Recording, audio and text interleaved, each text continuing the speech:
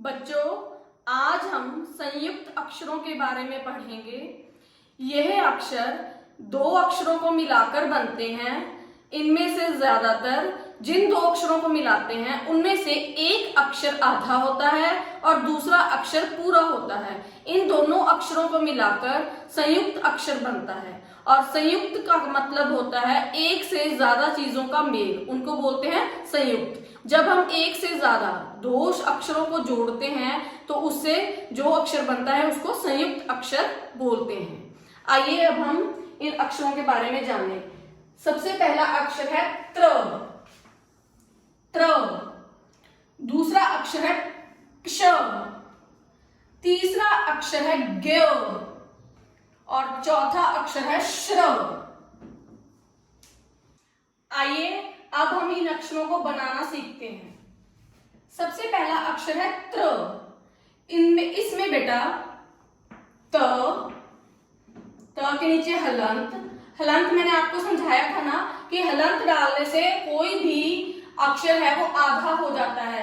जैसे पंजाबी में आधा अक्षर दिखाने के लिए हम अद्धक डालते हैं, वैसे ही हिंदी में या तो अक्षर आधे हो जाते हैं। जैसे प है, प को आधा करना है तो ऐसे लग जाएगा, ठीक है।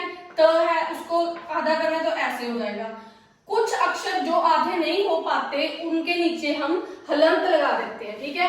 अब यहाँ पे मैं हलंत इसलिए लगा रही हूँ ताकि आपको समझ आ जाए। इसमें आधा त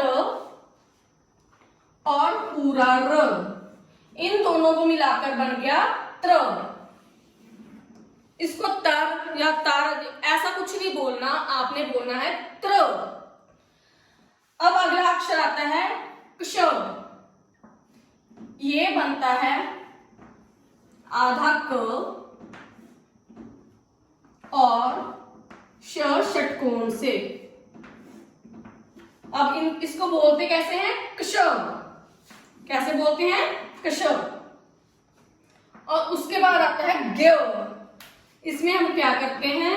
ग को आधा और य यज्ञ वाला, य पूरा, ये बन गया ज्ञ, ठीक है। और उसके बाद आता है श्र। इसमें श आधा और र पूरा, श्र। अब इनको हम दूसरे तरीके से भी देख लेते हैं कैसे लिखा जाता है। देखो, त्र वैसे तो ये लिखेंगे, ठीक है, आधा त हो गया और र हो गया, लेकिन लिखते हैं हम कैसे? ये संयुक्त अक्षर बन गया त्र। ऐसे ही क्ष, क आधा और श षटकोण पूरा, क्ष। इसको हम लिखेंगे ऐसे, क्ष। उसके बाद आ गया ज्ञ। ग आधा और यज्ञ पूरा, ज्ञ। ये बन जाएगा ज्ञ। उसके बाद आता है श्र। श आधा और र पूरा, ये बन गया श्र। तो देखा आपने कि किन दो अक्षरों को मिलाकर संयुक्त अक्षर बनते हैं। अब हम इन अक्षरों से कुछ शब्द बनाएंगे जिन्हें आप याद करेंगे। त्र से थोड़े से शब्द मैंने लिखे हैं। त्रिशूल, जो इसमें छोटी ई की मात्रा है वो हमने र पे बोलनी है। त्रिशूल। त्रिशूल तो आपको पता ही है, ठीक है। उसके बाद त्रिभुज। त्रिभुज जिसको हम पंजाबी में त्रिकोण बोलते हैं, ठीक है, त्रिभुज। पुत्र। पुत्र मतलब पुत्र, जिसको हम पंजाबी में पुत्र बोलते हैं। शत्रु। शत्रु मतलब दुश्मन। मित्र।